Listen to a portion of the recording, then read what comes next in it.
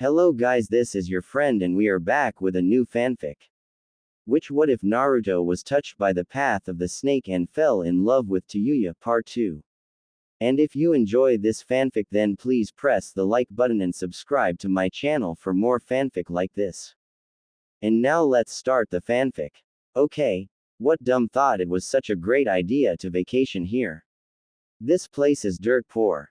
A familiar redhead moaned as she and a white-haired boy walked down the main street inside of Wave Country.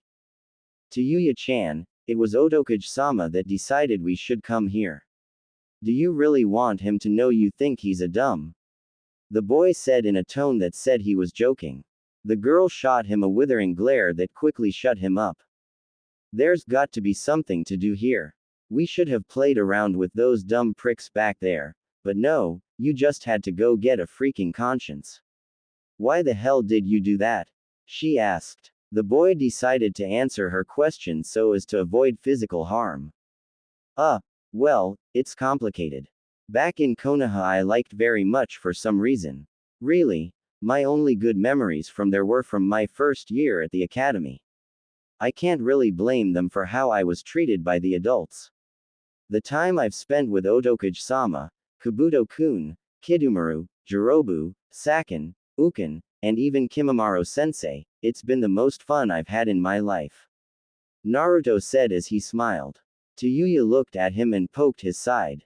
What about me? She yelled. She was reaching for her flute when the boy looked over at her with a smirk. Well, you've been bad-mouthing me since day one, always hitting me with that damn flute, taking the spotlight off me, and making my life a living hell. The boy said as he grinned.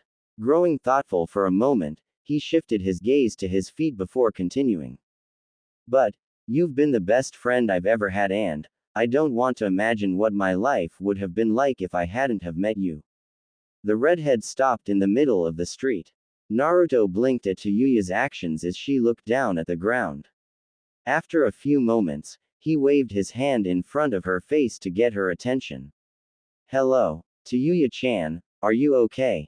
She seemed to snap out of her thoughts and quickly turned away from him. Why you idiot, don't say those kinds of things out in public, people might get the wrong idea. What the hell was with all that anyway? You've been nothing but a pain in my for 5 years, you know that. She said, still not looking at him. Hey, it's so much fun to get on your nerves though. It makes life interesting. He replied with his trademark fox grin. He mulled over an idea for a moment before deciding to speak again. Hey, why don't we go see about getting dinner and a place to stay? I'm sure we can find some sort of decent hotel around here somewhere. Naruto suggested as he started to walk off. Tayuya nodded and turned around to follow, all the while hoping that the boy didn't notice her faint blush as she walked after him down the street. A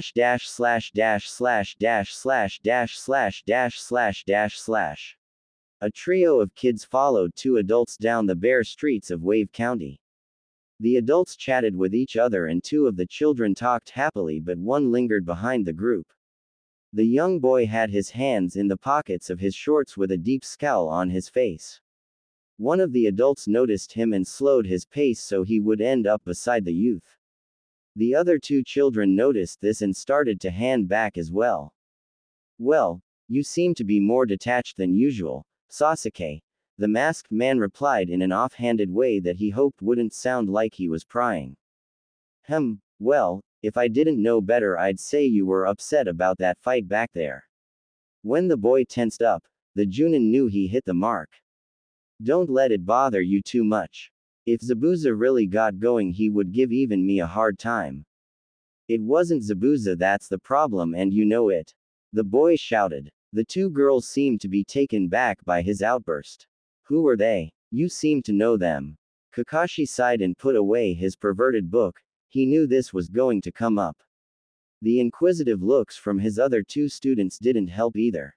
Well, I ran into the boy during a mission to Lightning Country back when I was still in Anbu a few years ago. His students remained silent so he took this as a sign he had their attention.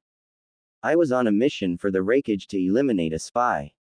Since he didn't know how far the spy network went, he had to ask another village to send in a ninja to deal with the traitor. I was about to carry out the kill when that boy showed up with the same intention. He was a bit clumsy and hot-headed and demanded to know who I was. I, like you guys, thought he was an Anbu member at first because of his mask.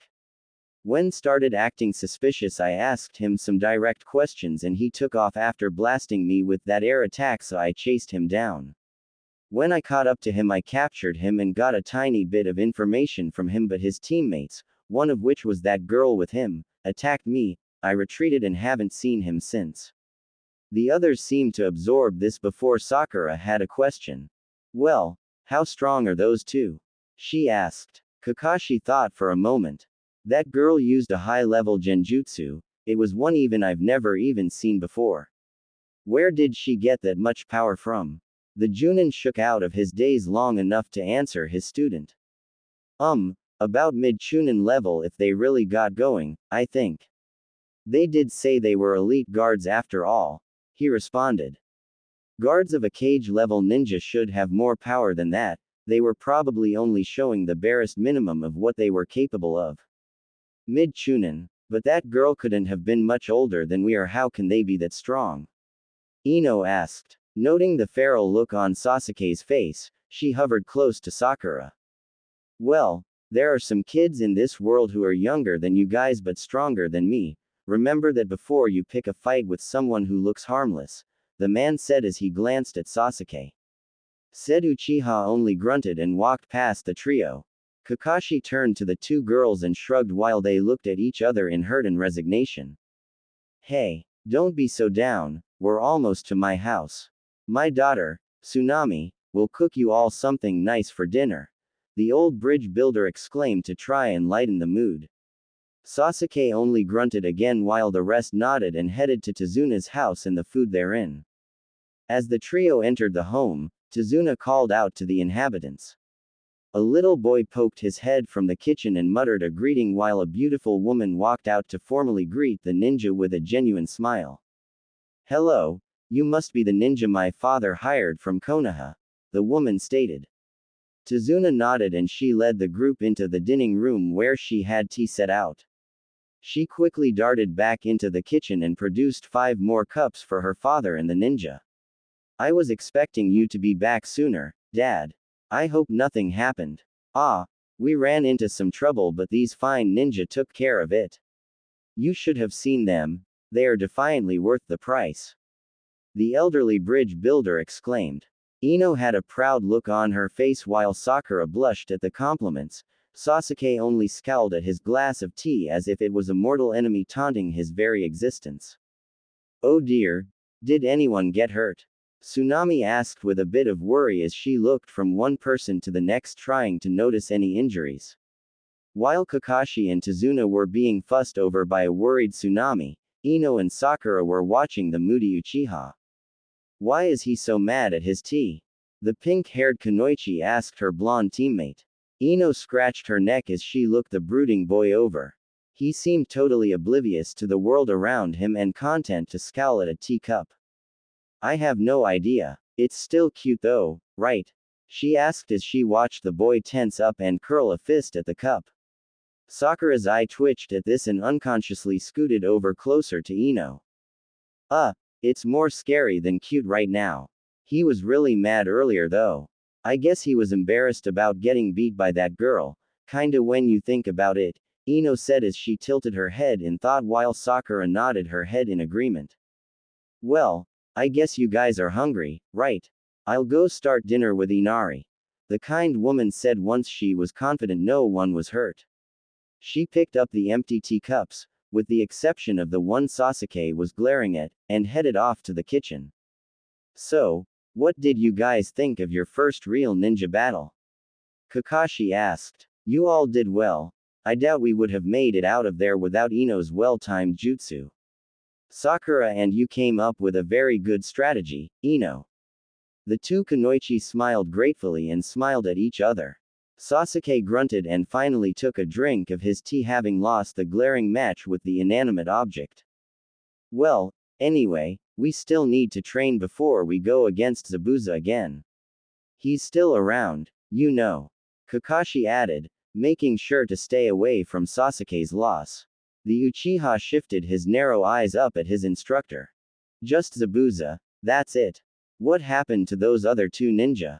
The boy asked. Ino and Sakura were mildly interested about the pair as well, and all three students looked to the Junin.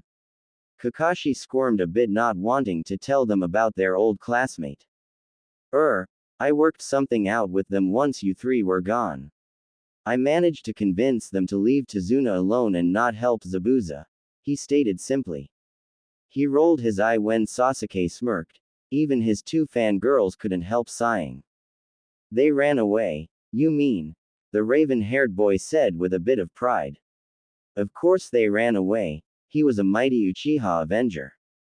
Actually, they didn't. Like I said, I had to convince them to drop the job.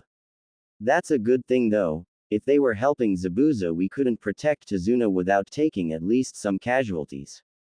Kakashi said flatly. Sasuke may be a genius, but his ego is as large as the Hokage monument. Was I like that back when I was his age? The Junin shivered at the thought. HN was the only response the boy gave, obviously not believing his teacher. You said we would get to do some training. What did you have in mind, Kakashi-sensei?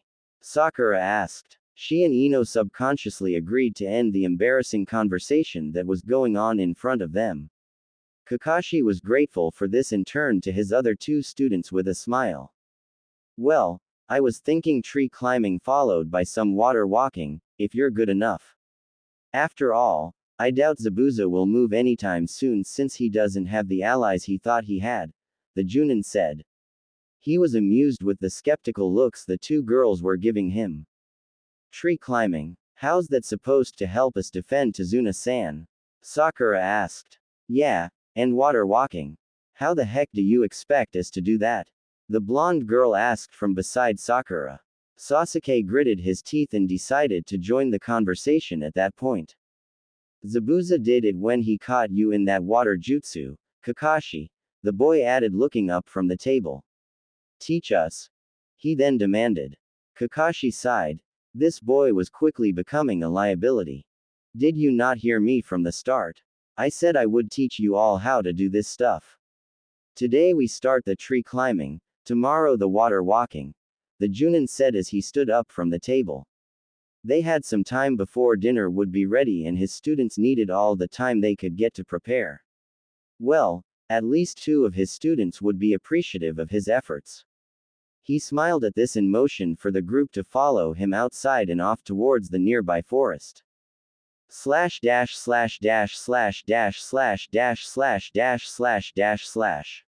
How about that place? A white-haired boy asked as he pointed to a run-down building off to the side of the road. Are you sick in the head? Look at that dump. There is no way I'm staying in a dump like that, the boy's companion said as she looked to where he was pointing. Why don't we stay there? The girl said as she pointed to a nicer building a few blocks down. But the other one is right beside the ramen stand, Naruto moaned. Tayuya stared at him for a few moments, making the boy shift uncomfortably. You mean to tell me that you were asking me to stay in a place where the roaches were probably the size of a cow just so you won't have to walk farther to get ramen? She said through her teeth. Naruto flinched at the glare he was receiving. No, of course not, Tayuya-chan. I just don't judge a place by first impressions, that's all. But now that you mention it, your place does look nicer, the boy said. This seemed to be enough for the girl as she stomped off towards the nicer hotel. That was close. She's been so moody since this afternoon, he muttered under his breath. What was that? The girl yelled from further down the street. Naruto gulped and tried to smile in an innocent way. Nothing, Tayuya-chan. I hope there are some free rooms left. The girl grumbled and walked into the building's lobby while Naruto prayed to every god in the heavens that there were some vacancies. He did not want Tayuya to get even more annoyed. The pair walked up to the counter where an old woman was hunched over the wooden desk going through various papers. The hotel was one of the nicer buildings in economically bankrupt country. Tayuya coughed to get the man's attention and he raised his head from his pile of papers.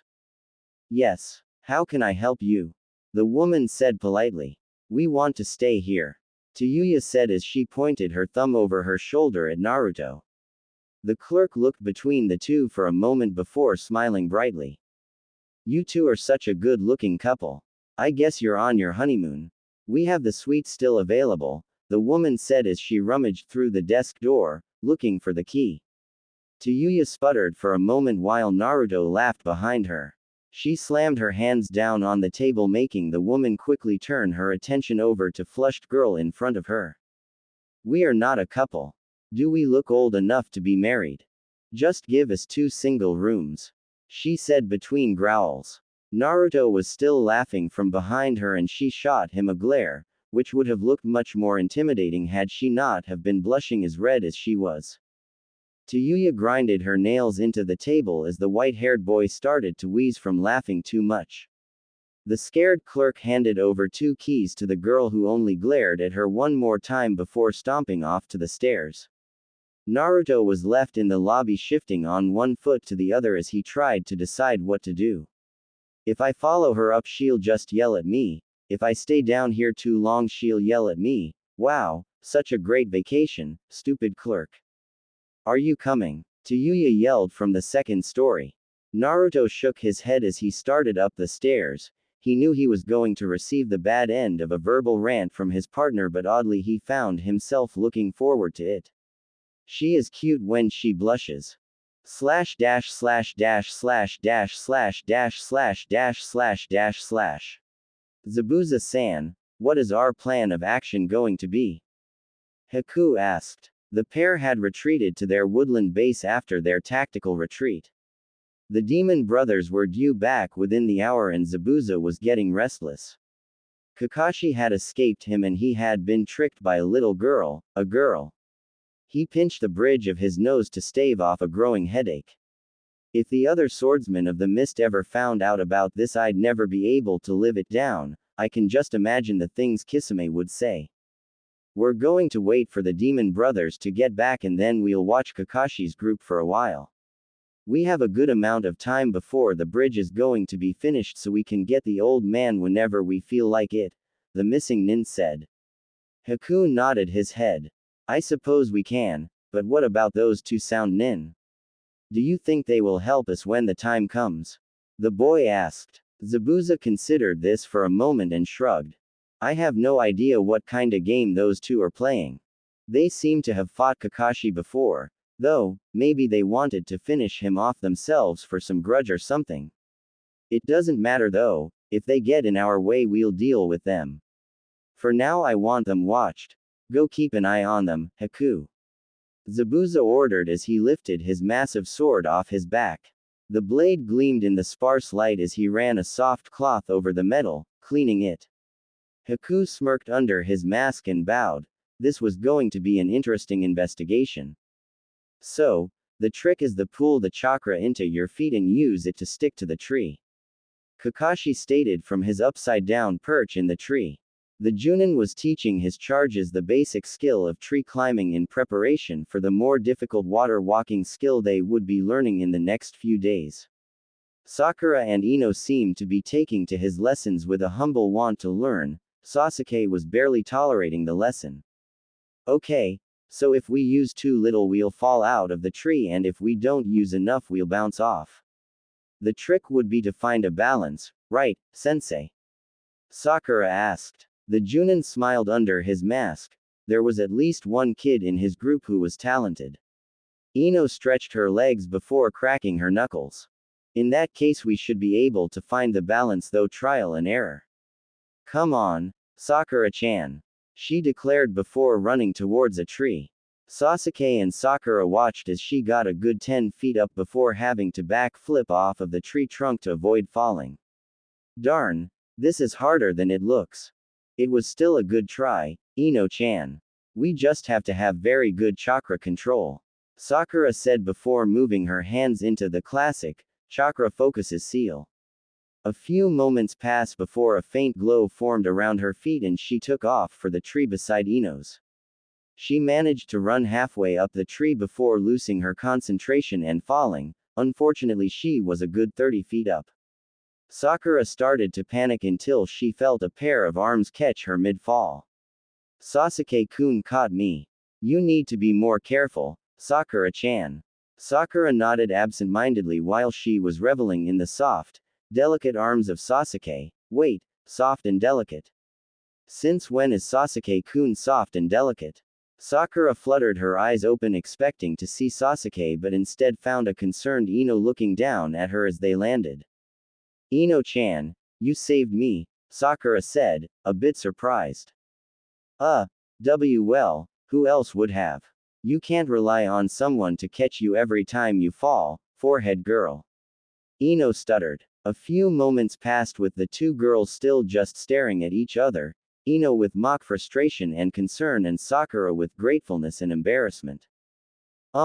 Girls, we need to get this training done, came a voice from above. Ino and Sakura both snapped out of their moment and suddenly became all too aware of their respective positions. Ino was still holding Sakura bridal style and Sakura had her arms wrapped around Ino's neck.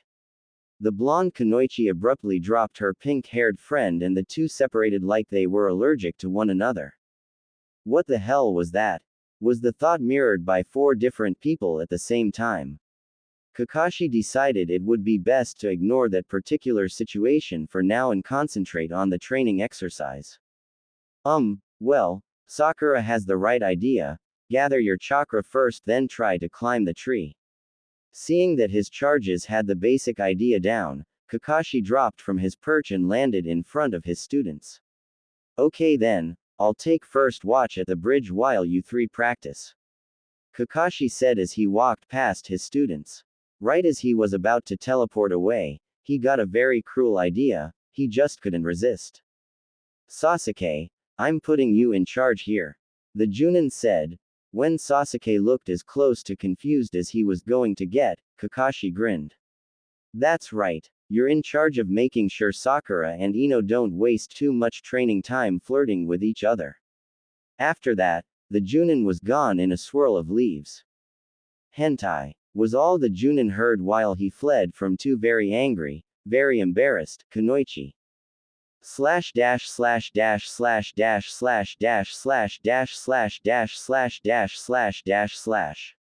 Tayuya-chan, did you just hear a couple of girls call someone a pervert? Naruto asked his partner as the two ate their continental breakfast in the hotel dining room. No, Tayuya answered as she ate a spoonful of cereal. You shouldn't stay up so late, it affects your brain. Naruto tilted his head in thought before shrugging. Maybe. Anyway, what do you want to do today? We can go shopping or something, or we can go check in on the target. Naruto suggested as he poked his burnt toast with his finger. He frowned when it turned out to be hard as a rock. Target? You mean that bridge builder, right? I thought we were going to skip the job this time. Make up your mind, jackass. Tayuya scolded. Naruto bared his 2 fangs and smiled. That always freaked Tayuya out. Who has fangs like that? I let them go 1 time and 1 time only. Like you said, it's a bad mark on our performance. Besides, I really want to have a little fun with that Junin. I think he could give us a good fight. The white-haired boy replied with a feral grin. Tayuya thought for a moment before shaking her head. We can do that later. I got into the vacation mindset last night and Yori's going to make sure I have fun, you got that? I was all business yesterday but you wanted to be lazy. I'm not going to go out of my way now just because you're bored, the redhead replied. Naruto looked crestfallen but reluctantly nodded. So what are we going to do today, O Princess of Oto? Naruto said with mock respect. Even though she knew he didn't mean it, Tayuya found herself turning red at the nickname. Naruto must have noticed it because he regained just a hint of his grin. He wasn't going to let an opportunity like this slip by. Well, I want to go shopping first.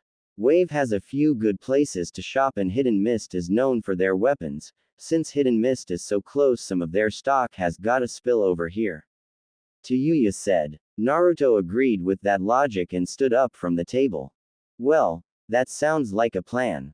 We can get a decent breakfast while we're out, the boy said as he slipped on his dark purple cloak. Tayuya finished off her orange juice and got up from the table to join Naruto, who was headed out the lobby door. She was mildly surprised that he waited and held open the door for her. Hey, jackass must be learning some manners. After you, Tayuya Haim. Naruto said with a smirk. Tayuya cursed under her breath as she walked out while trying to hide her red cheeks. Then again, he could just be trying to piss me off. Slash dash slash dash slash dash slash dash slash dash slash dash slash dash slash dash slash. Darn that pervert, Kakashi. I can't believe he said me and Sakura were flirting. Ino thought angrily as she tried to climb her tree yet again. She just couldn't concentrate now, she was just too mad. Like I would even want Sakura, she's totally not my type. Ino stopped in her tracks and mentally slapped herself. Not that I would want to date another girl in the first place. Arg, damn you, Kakashi. Ino tried her best to clear her mind but still sneaked a glance at the pink-haired Kunoichi. Sakura was already 3/4 of the way up her tree and looked to beat both Sasuke and Ino at tree climbing. She's gotten better about landing on her feet. I guess I won't have to catch her anymore. Ino sighed at herself and wondered why that was such an unwelcome prospect. Arg, I can't believe this. Sasuke's self-gripping brought Sakura out of her training mindset. The raven-haired boy had only made it halfway up his tree and was becoming very annoyed. And even more annoying, you don't see me or Ino complaining like that.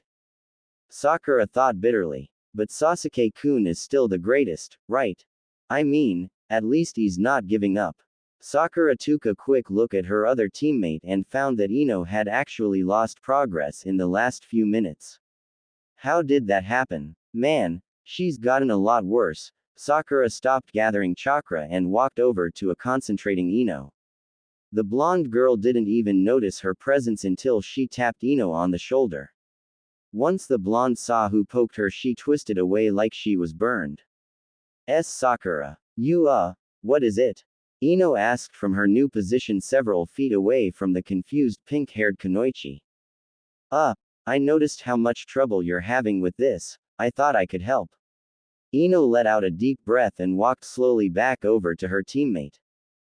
Thanks, Sakura-chan. I've gotten worse at it, haven't I?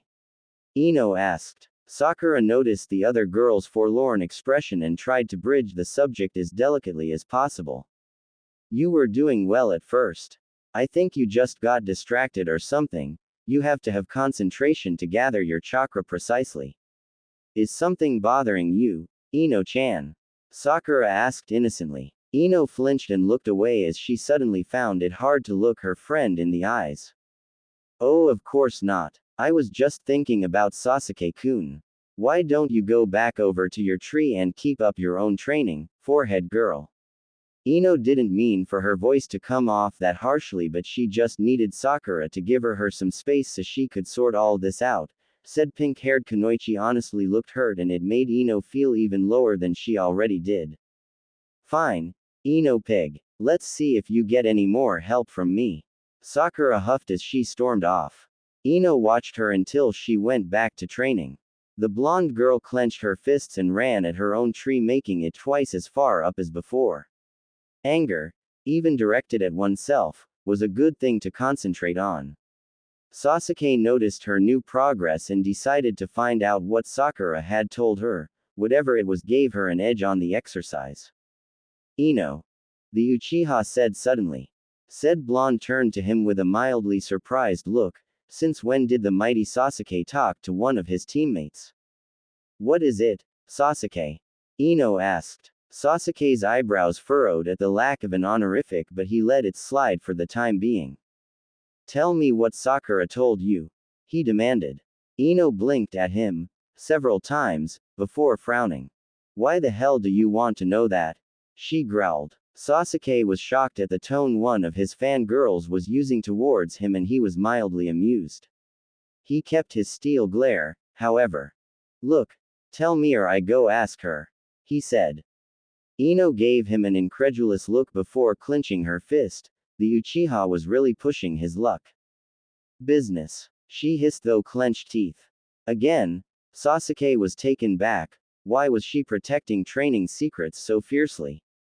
HN. The Uchiha grunted as he moved to get around Ino. Said blonde Kunoichi saw this and blocked his path with a growl. I'm warning you, don't bother her with your stupid questions. By this time Sasuke was really starting to get annoyed. This girl just didn't know her place. How dare she try and impede his training? No, I'm warning you. If you don't get out of my way right now, I'll make you. The genius ninja tapped his kunai pouch to emphasize his point. Ino's eyes got as round as silver dollars at this, but she recovered and actually whipped out one of her kunai. If you think you have the balls, then come on. She growled. That bastard pushed me too far. It's none of his damn business what Sakura and I were talking about. I can't believe him. Cold bastard is going to pay for this. What the hell is your prob? The Uchiha prodigy was cut off by Ino's battle cry as she launched herself at him. He barely had time to draw a kunai to fend her off as the blades clashed.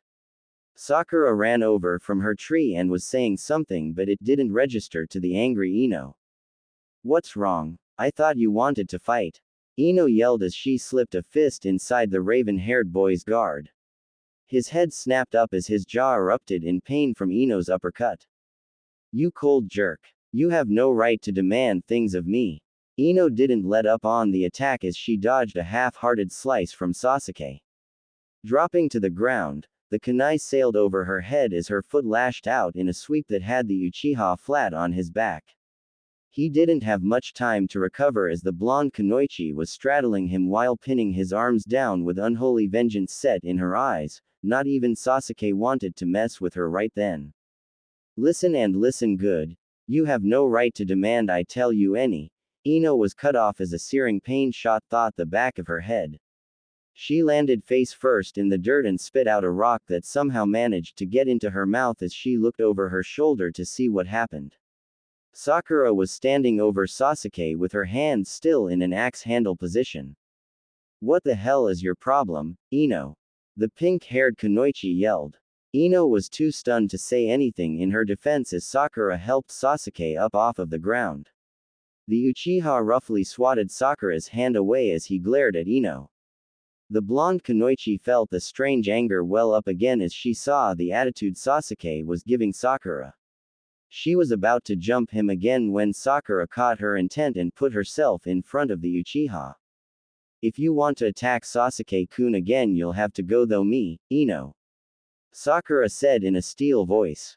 Ino's face scrunched up in anger and hurt as she watched this. Why are you defending him? The bastard just brushed you off without even showing you any gratitude. Ino argued as she managed to put her feet under herself again. Sakura faltered for a moment but quickly regained her glare. It doesn't matter. You attacked him for no reason. Stop being such a bitch. You touch Sasuke-kun again and I'll make sure you regret it. Sakura yelled. Ino recoiled as if Sakura's words physically hit her. She called me, damn her. I can't believe you, Sakura. How could you? Ino stuttered as she felt something warm run down her cheeks. She shot one last glare at the pink-haired Kunoichi before she took off in the opposite direction, disappearing into the forest. Sakura looked torn for a moment as Sasuke grunted and walked back over to his training tree with a scowl. Setting herself, Sakura sighed and went back to her own tree, knowing full well that the Uchiha would not talk about what just happened, but also knowing that some bridges would stay burned after this. //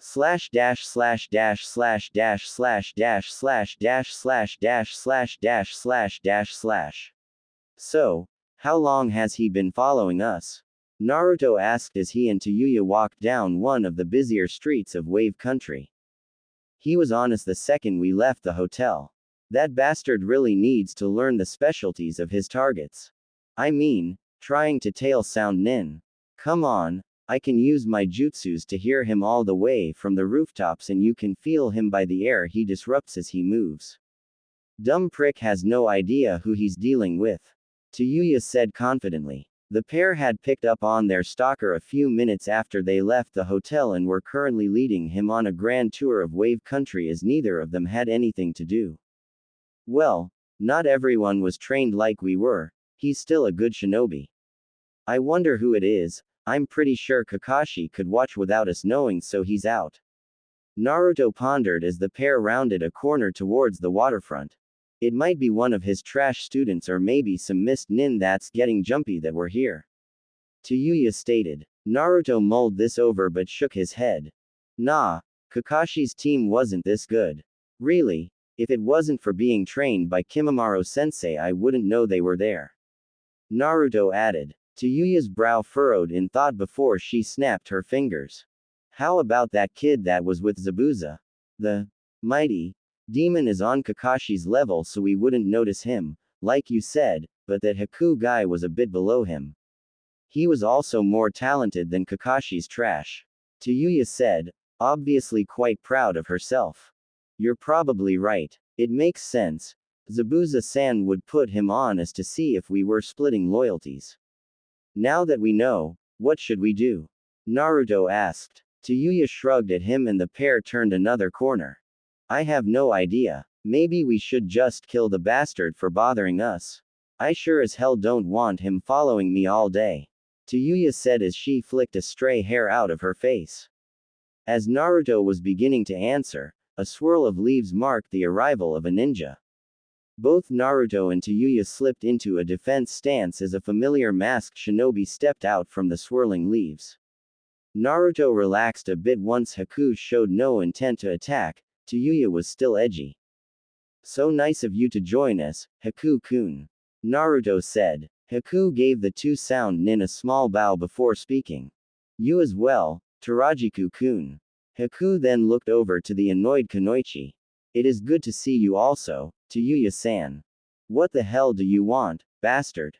Finally got sick of following us and decided to give up. Tayuya said in a mocking tone. If her insult had any effect, the former mist nin did not show it. I merely noticed that you seemed to know I was following you and felt I could openly approach you. Haku explained. My mission was compromised the second you sensed me. How did you know we knew you were there? And what was your mission, anyway? Naruto asked. He was a bit more laid back than his partner and was actually amused by the entire situation. The missing nin thought for a moment before answering. You are not the only gifted shinobi in the world, Tarajiku-kun. It wasn't much of a feat to overhear some of your conversation, especially when Tayuya-san talks so loudly. Haku explained while ignoring the righteous anger that was building up within the red-haired Kunoichi. Naruto gave a lopsided grin and scratched the back of his head. Yeah, she talks loudly sometimes, but that's only because she doesn't consider you a threat even if you did know we knew you were there. Naruto added. Tayuya seemed a bit surprised he came to her defense and relaxed the defense stance she was still somewhat in. Haku chuckled from behind his white mask. I suppose you are right. You are both very strong. That is why Gedu-san sent for you. Haku trailed off. Tayuya scoffed when she picked up on what he was implying. So, that punk Zabuza sent you to see what our motives were, huh? Go back and tell him we'll do whatever we damn well want to.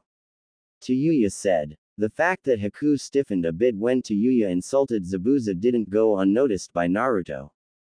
That is correct, Tayuya-san. He sent me to find out why you did not carry out your contract with Gedu-san and let Tazuna escape. Haku noted. Naruto shifted uneasily as Tayuya pinned him with a glare. Just tell Zabuza-san that I owed that particular team a favor. I'm not planning on abandoning the mission if that's what he's worried about. We were planning on dealing with them at the end of this week, anyway. He can join us if he wishes. Naruto explained. Haku nodded his head and bowed. I understand, Tarajiku-kun. Zabuza-sama will be pleased to hear about your dedication. I am sure we will be joining you when you attack. Haku answered as he started to form a transportation jutsu. The look Tayuya was giving Naruto was borderline homicidal, and the white-haired boy decided being alone with her was not good for his health. Wait a second, Haku. Naruto croaked out. The former mist nin paused his seals and looked at the sound nin along with Tayuya. Hey, you were supposed to follow us all day, right? Zabuza-san will be mad at you if you come back early, so why don't you stick with us for the day?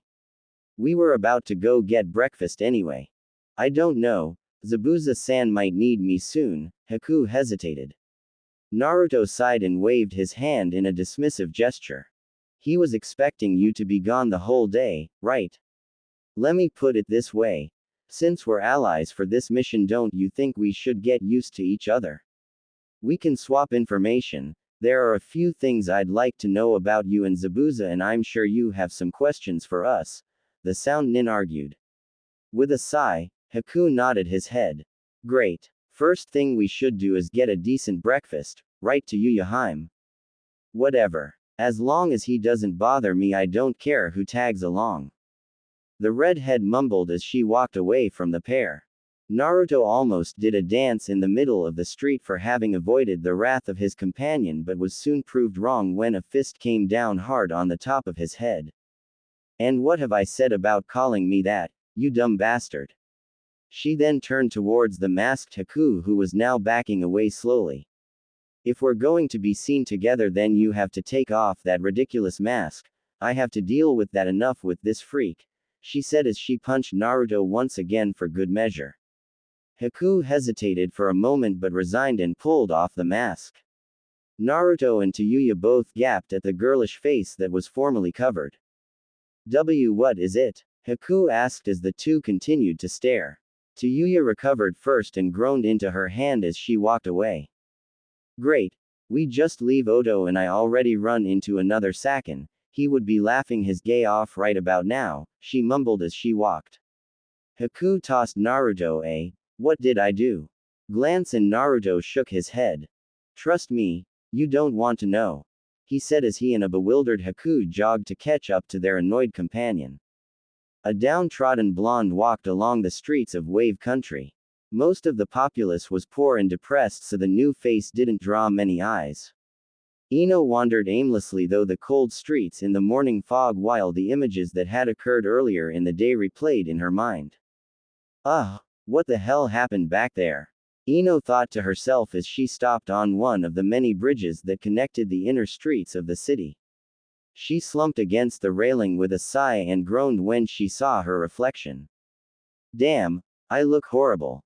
The blonde was disheveled after her escape from her teammates. Her eyes were red and puffy, there were twigs sticking out of her hair, and her long ponytail was threatening to come undone.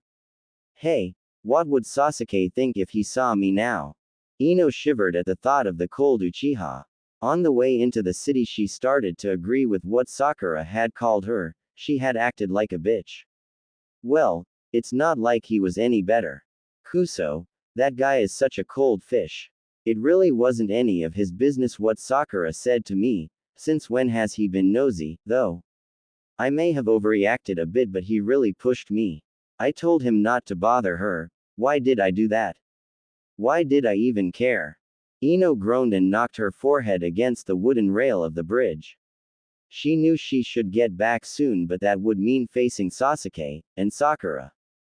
Ino shifted to look out over the water. If there was anything to be said about Wave, it was that it was beautiful. As she watched the water flowing past the bridge, she started to remember. Ino-chan, can you come out to play? A young Sakura asked as she wandered around the Yamanaka family flower shop. Ino smiled at her and skipped over to her friend. Mom wants me to help her watch the shop today, but you can stay here and help too if you want. Sakura smiled at her and bobbed her head to the affirmative. The two 6-year-olds ran over to the counter where Ino's mother was ringing up a customer's order of roses. So, what did you think of the new teacher at the academy? Ino asked as they waited for her mother to get done with the customer. Sakura tilted her head in thought before smiling. He's really nice, not like our last teacher. He was even patient with Naruto. Well, the first couple of times he interrupted class, anyway. Sakura giggled. Ino moaned and shook her head. That kid's so troublesome. He always stops class just to ask dumb questions he should have learned when he first started the academy. It's his own fault for not paying attention the first time. Sakura nodded at every point her best friend made. It wasn't that she disliked Naruto, he was just too much. So loud and confident even when he knew he didn't know something. Sure. Mom. Can Sakura help me today? Please. Ino tried her best to look nice and innocent with her eyes. Her mother looked at the shy Haruno girl and smiled. If Sakura-chan wants to, then I'm fine with it. Ino and Sakura smiled at each other before running off to the back of the store with identical grins. Ino shook herself out of her remembrance. Times like that were impossible now since Sakura ended their friendship. The blonde buried her face into her crossed arms as she wrenched her eyes closed to stop them from watering up. Gods, I miss those times, she said quietly. Why did things have to turn out like this? I miss her. Ah, don't worry about it, Ino-chan. I'm sure whoever it is misses you too. The blonde kunoichi quickly spun around to face whoever had infringed on her reminiscencing. She was met with the impassive face of a white fox mask she knew all too well. Slash dash slash dash slash dash slash dash slash dash slash dash slash dash slash dash slash dash slash dash slash dash slash. Damn that Ino, Sakura thought as she sat at the top of her tree. Sakura would have thought that this would be a good chance to be with Sasuke alone, but the amount of guilt she was feeling over Ino's departure was frustrating her to complete distraction. It's not my fault she acted like that. She just blew up at Sasuke-kun for no reason. Well, I don't really know why she did it, but it couldn't have been so bad that she would attack him like that. If Kakashi-sensei finds out about this, she'll be in so much trouble. Sakura spared a glance at her raven-haired teammate. The genius ninja was about 3/4 of the way up his tree thanks to the tips Sakura had given him. Of course, he didn't even thank me for them. Sakura thought sadly. The pink-haired kunoichi had hoped she could strike up a conversation with the Uchiha once she gave him a few instructions on how to use his chakra more effectively, but for some reason her mind rebelled against her and kept thinking about the way Ino had left. She looked so betrayed. Sakura finished her thought out loud. That was it, she figured. The emotions Ino showed before she ran off were burned into Sakura's mind. Anger, hurt, shock, betrayal, and something deeper that the pink-haired kunoichi couldn't even hope to comprehend. No. She won't be forgiving me for this anytime soon. It's her fault for putting me in that situation, though. It's her fault, right? She asked herself quietly. Sakura. The kunoichi looked over the side of the tree limb she was sitting on.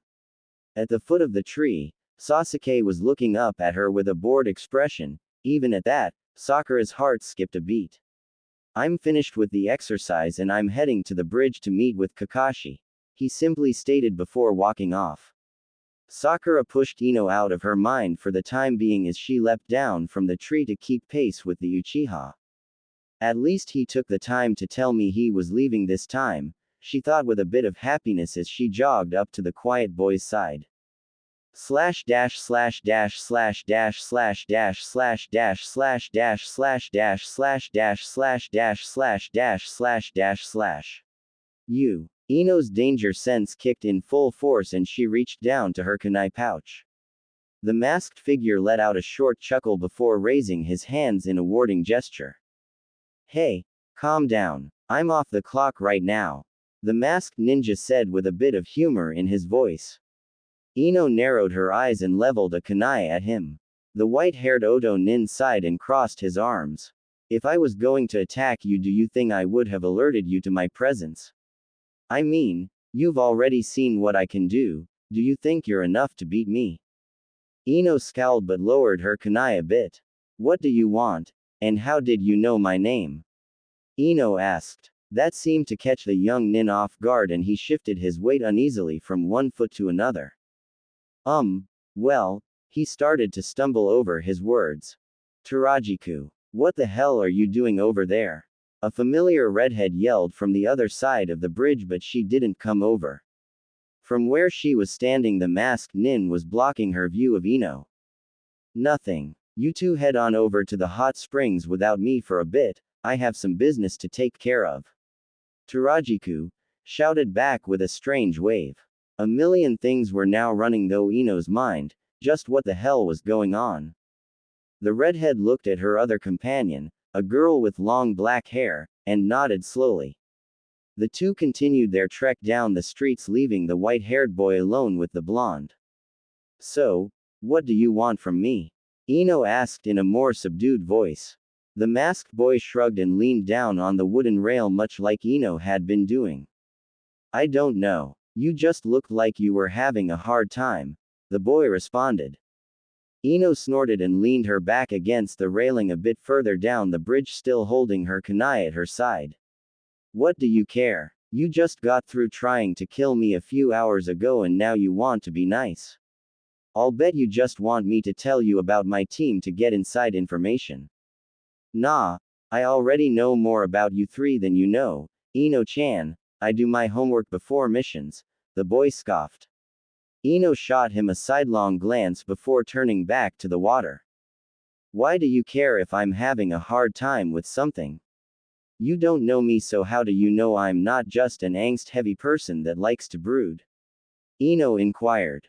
Ino tried not to laugh, but she couldn't help it. The boy joined in on the laughter for a few moments of humor. It went a long way to breaking the tension. Yeah, hee, only Sasuke would waste a good day like this brooding for no reason. Ino gasped through giggles. So, you have a good reason to brood. Something to do with a person you miss. The Oto Nin guessed. That stopped Ino dead. She turned to the remarkably insightful boy and scowled. Something like that. I just screwed up a bit today. Tarajiku turned to her as if he was going to say something but stopped himself short.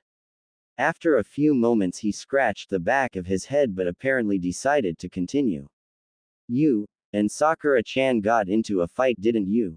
Ino tensed noticeably before slumping her shoulders. Why yeah, how did you know that? Like I said, I do my homework.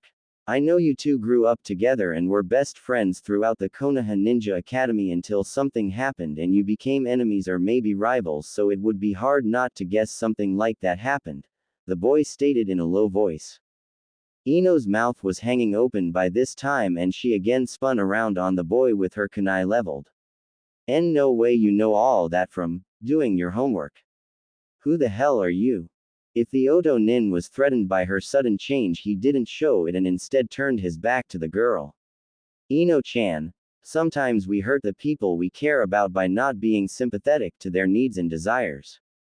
Times like that are what test the bonds of friendship and love. I know that because my village, my old home, did it to me once. Ino shook her head and took a combat stance. By this time most of the passers-by had gotten off the bridge, having been used to fights since Getu set up base in their city. Who are you? Were you? Ino couldn't get out the rest of her question as she found herself unable to breath. Her kunai clattered to the wooden boards of the bridge as she held her throat. Her eyes widened in alarm as the Oto Nin turned around to face her with his hands holding a jutsu seal. Sorry, Ino-chan, a shinobi is never off the clock. That was the last thing Ino heard before her world went black.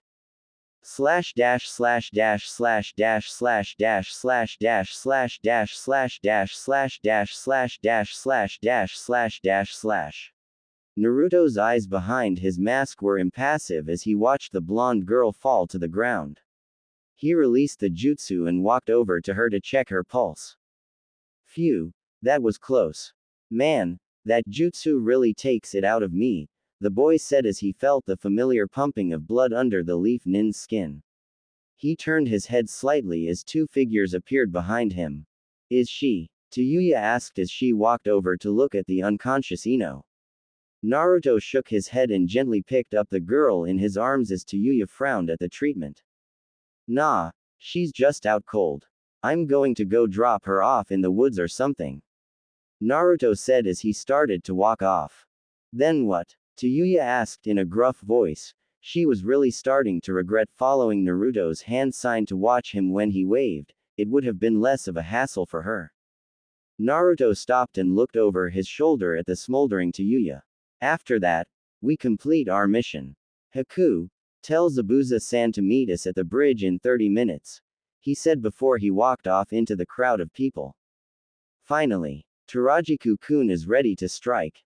I must go inform Zabuza-san about this development at once. Haku asked from behind Tayuya. The redhead breathed deeply and turned. Do that, she said before walking to opposite way, towards the bridge. Haku bowed and disappeared in a swirl of leaves. Naruto, I hope you know what you're doing. Tayuya mumbled to herself as she faded out of sight. Slash dash slash dash slash dash slash dash slash dash slash dash slash dash slash dash slash dash slash dash slash dash slash. Kakashi-san, do you really think you should be reading a book at a time like this? Kakashi raised his eye from his precious Ika paradise and regarded the old bridge builder. What? I doubt anyone will attack you anytime soon, so rest easy. My students should get here soon, so then you'll have even less to worry about, Tazuna-san. The old man nodded but still shot a look around as if ninja were going to jump out at any moment to attack him. The Junin was still sure that Naruto wouldn't attack them again. Of course, the events that lead to him leaving Konoha were anything but friendly. He had been in Anbu at the time of Naruto's death, and still had access to the case files. Even though a mob was attributed to the boy disappearing, a few people reported a Konoha nin saving the boy. Most in Anbu thought the crowd was just trying to stick together, but if someone did save the boy all those years ago, they could have warped his mind, especially if it was another hidden village that wanted the Kyuubi. They would feed him any information that would make him hate his old home. Kakashi put his book away. Sakura would never let him hear the end of if she saw him reading it on the job. Ah, there you two are. Already done with the tree climbing training? Hi, Sasuke-kun and I got done with it a few minutes ago and came right here. Sakura informed the Junin. She scanned the bridge a bit before knitting her forehead in frustration. Ino's not here. I thought she was with you too. She didn't complete the training yet? Kakashi asked. Sakura grew quiet and shook her head. We kinda got into a fight and she ran off. I hope she's alright. Sakura trailed off. Kakashi was about to say something until a light mist started to roll in. The construction crews started to whisper to each other as Tazuna ran back over to Kakashi and his two genins. Tazuna, get your people out of here, ordered the Junin as he pulled out a kunai. Sakura and Sasuke saw this and drew their weapons as well. What's going on? Why are you all getting out weapons? Tazuna asked in a small voice. He didn't like the way this was looking. The two children were scanning the area, but the older Junin was staring straight into the thickest part of the mist. Zabuza, Kakashi muttered. The two genins stiffened at the name of the famous swordsman and Tazuna's color drained out of his face. Ah, it's good that you remember me, Kakashi-san. All eyes turned towards the voice as two shadowy outlines appeared from the fog. The workers were running for their lives as Zabuza's bandaged face came into view. Kubikiri Haucho, the massive Zanbeitu the missing nin employs, was clearly visible in the morning light. Haku, wearing his hunter nin mask, walks silently behind his master. Kakashi tensed. Two enemies were reviled, but where were the Oto nin? Could he have been right about Naruto's change of heart? Ah, it seems I got here a little late. Kakashi let out a sigh and looked behind him. The red-headed girl from the first fight was blocking the other side of the bridge. Team 7 and Tazuna were now trapped. So, where's your partner? Kakashi asked while he shifted his attention back to the demon of the mist. He silently communicated to Sakura, who was still standing by him, to watch the girl. Tayuya scowled. Truthfully, she didn't know where Naruto was. The idiot was supposed to be back 10 minutes ago, but he still hadn't shown up. Well, no reason to let them know the bastard was missing. He's taking care of an annoying blonde at the moment. Don't worry, you one-eyed freak, he's been looking forward to a match with you. Sakura stiffened. Blonde. What have you done with Ino? She shouted. Tayuya smirked back and pulled out her flute in a majestic twirl. Well, we took care of her before we came to get you. She was so dumb, just sitting out in the middle of the city bawling her eyes out. She acted like someone had killed her pet or something, the redhead taunted. Sakura shrunk back at that, her face gone ashen. It's my fault. They got Ino because I ran her off. Setting her stance, she leveled a kunai at the Oto Kunoichi as tears threatened to fall. If you hurt one hair on her head, I'll peel your skin off. Kakashi and Sasuke turned to look at the dead serious Kunoichi. Even Tayuya could see she was serious this time.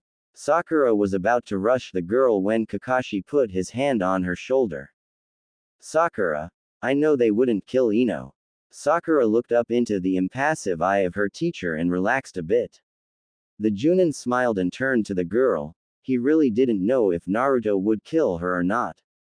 Since your partner isn't here yet, why don't you have a match with Sasu? Me. Have a match with me. Kakashi sighed and looked down at the resolute face of Sakura. He was about to say something when the redhead started to laugh. Why you? That's a joke, right? The only person here that even has a chance of beating me is the Junin. Here, let me show you what I mean. Tayuya's plan was to knock them off guard in the first few moments of the fight. The lighting mark on the back of her neck started to flare to life as the black tattoos snaked around her body in a jagged pattern. Her chakra surged to the level of a mid-chunin in an instant and all the ninja present, even Zabuza and Haku, were stunned. How did she do that? Sasuke croaked out. Kakashi's eye narrowed as he pulled up his Hitai-8 exposing the Sharingan. So, you have a cursed seal. That means your partner would have one as well. Interesting, but how long can you sustain that chakra output? You know I'm still much stronger than you are. Kakashi mused. The redhead smirked and shrugged. That is all true, it's a good thing I won't be the one fighting you. Zabuza, take care of Scarface and I'll deal with his brats. Zabuza nodded and heaved Kubikiri Haucho from his back. Haku, this is my fight so stay out of it, understand? The masked ninja nodded and took a step back. Hi, Zabuza-san. You know, I'm honored to have seen the infamous Sharingan twice, Kakashi. Maybe once this is all over I'll cut it from your skull for a souvenir. Zabuza sneered. Kakashi looked back at the advancing Tayuya. Sasuke, you watch the Oto Nin while I deal with Zabuza. Sakura, you help Sasuke.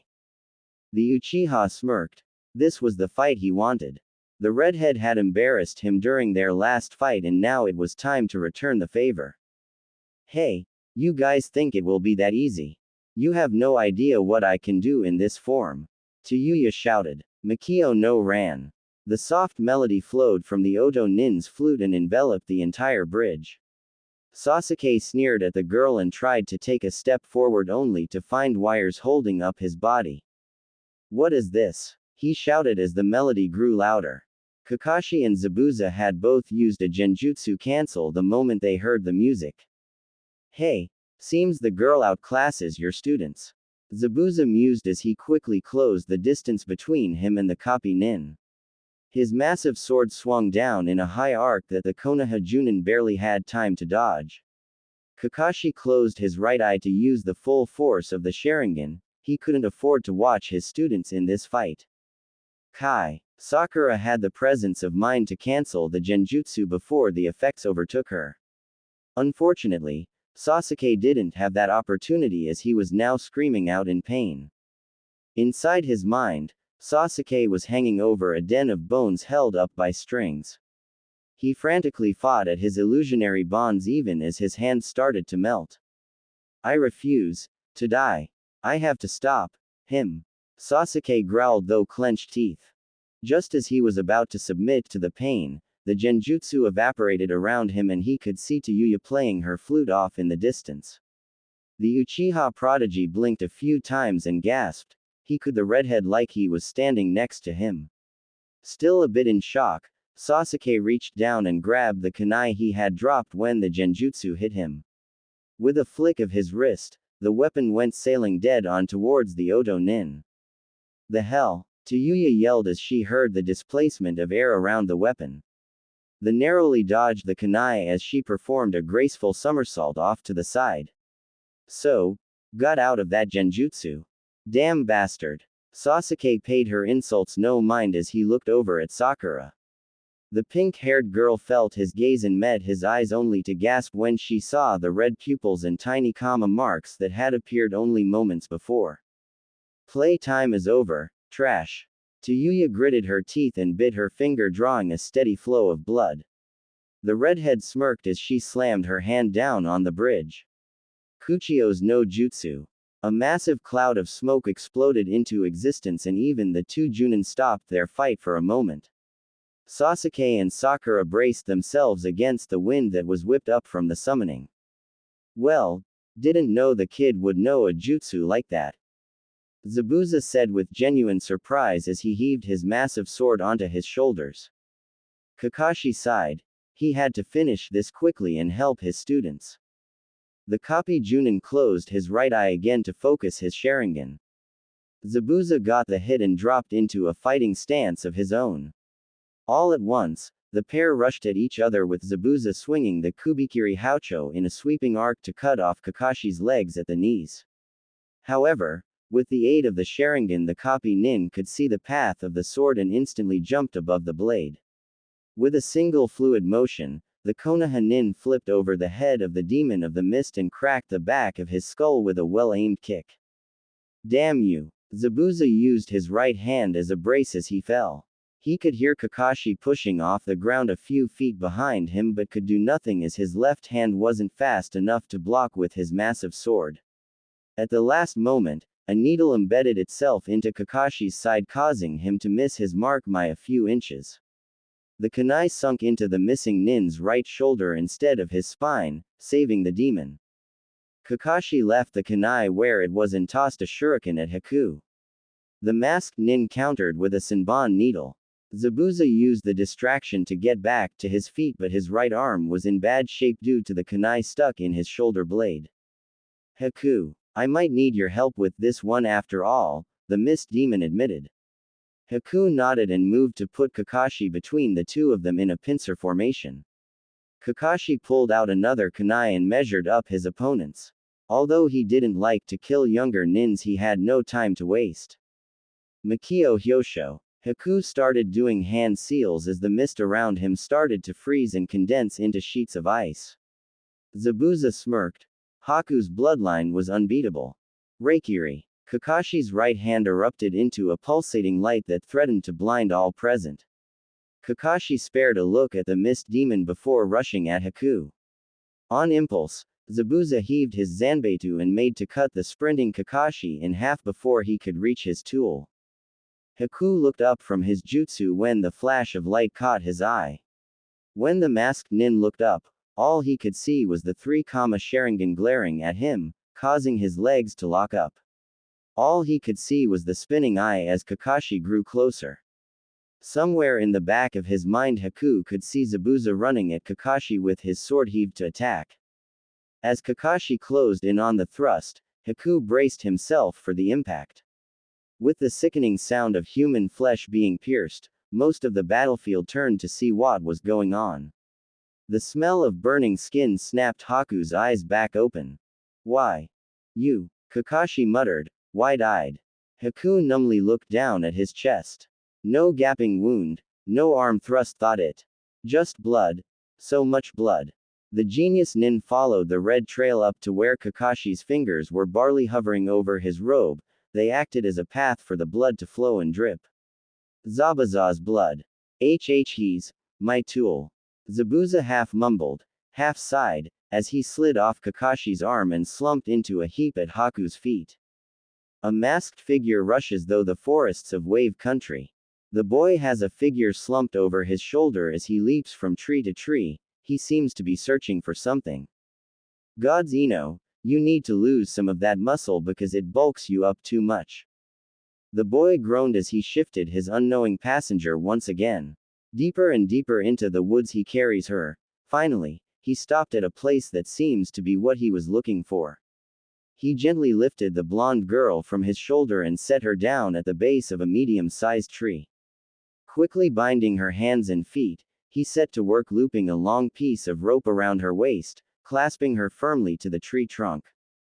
Naruto took a step back to survey his work. With an appraising eye from behind his mask, he looked over the knots. They were tight enough to hold the genin there for a few hours at best, but not complicated enough to make it so she would never get away. He was about to leave when her eyelids caught his attention. They were twitching rapidly as her eye moved around underneath them. Hey, even in a situation like this you dream. Naruto trailed off as he watched the blonde sleep, wondering what she was dreaming about. I can't believe it. Sakura mumbled to her blonde friend as they walked down the street from the academy. Ino shook her head with a somber look. Me either. I didn't know him that good, but still. Naruto. I wonder if they'll ever find out what happened to him. The Anbu didn't seem to care that much about asking questions. Sakura stated. The pair rounded the turn in the road and walked past a closed ramen shop. You know, he always did like ramen, he would always eat it for lunch. Sakura said sadly as she looked at the small shop. Ino put her hand on the girl's shoulder to draw her friend's attention. Sakura-chan, they will get to the bottom of this, he might not even be dead. Sakura looked at the blonde and nodded. Maybe. I hope he isn't. The two stood in silence for a few moments. Ino shifted from one foot to the other before forcing a smile on her face. Come on, no use standing here moping. If he turns up tomorrow at school and we're all depressed, he'll laugh at us.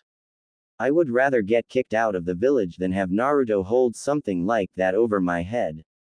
Ino declared. Sakura blinked at her a few times before giggling. Yeah, he'll be sitting there with ramen hanging out of his mouth and say something like, "Why are you guys looking at me like that? You aren't getting my ramen." The two girls shared a laugh with each other before heading to their respective homes. Of course, tomorrow came and the little blonde boy never did show up. Naruto shrugged. Who cared what she was dreaming about? He certainly didn't. Well, not enough that he would waste a good amount of time thinking about it. The masked nin looked up at the sun, thought the tree canopy. Seems like I still have a few minutes before I have to meet up with Tayuya-chan and the others. Naruto mused. Taking a look back at the dreaming Ino, Naruto slipped off his mask and slipped it inside his purple cloak. Spotting a cozy-looking tree nearby, he walked over to it and promptly slumped down against the trunk, where he slid down until he hit the dirt. The white-haired boy reached into his cloak again and pulled out a small hand towel to dry himself of perspiration. Wonder how Zabuza-san is taking all this. He'll probably be pissed at me. He chuckled, imagining the missing nin stomping around his weird little shack cursing his name. Saw. Naruto looked over again at the unconscious blonde. Having nothing better to do for a few moments, he walked over to where she was tied up. Hey, can't even go to sleep without dreaming about Sasuke, huh? Guess some things never change no matter how long you're away. Naruto huffed. Sakura. Ino mumbled in her sleep.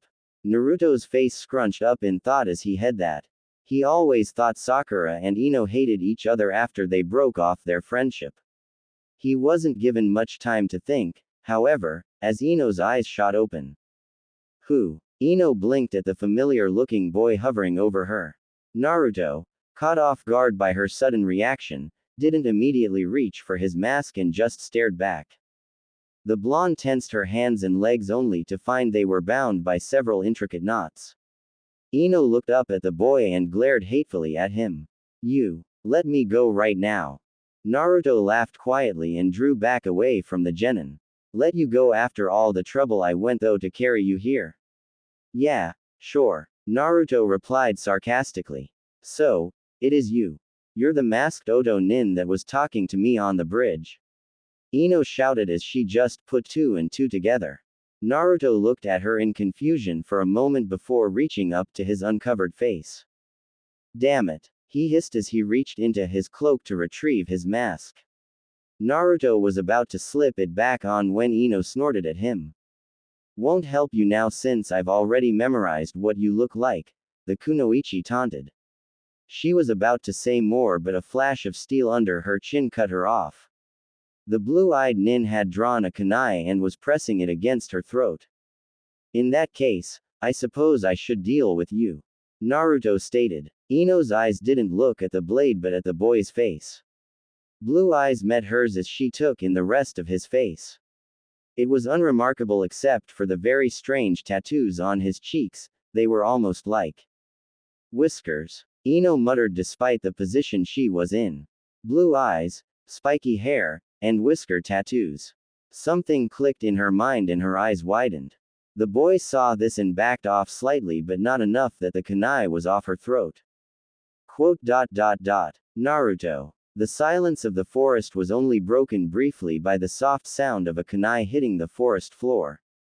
Slash dash slash dash slash dash slash dash slash dash slash dash slash dash slash dash slash dash slash dash slash dash slash. Damn you, Sasuke growled as he dodged an enormous club. Tayuya wasn't even paying him any attention as she continued playing her flute, causing the three lumbering summons to charge again at the Uchiha. As he pushed his body to the limit dodging the strikes, he had a wide array of curses for his Junin instructor. As much as he hated to admit it, he was in over his head. Sasuke-kun. Sakura was off to the side being ignored by both fights. It made her blood boil that the Oto Nin didn't even consider her a threat worth consideration. She almost screamed out as she watched Sasuke go flying after a vicious tackle from one of the ethereal beings. She stole a look over to Kakashi and saw him running towards the masked nin. He wasn't going to be much help. I have to save him myself.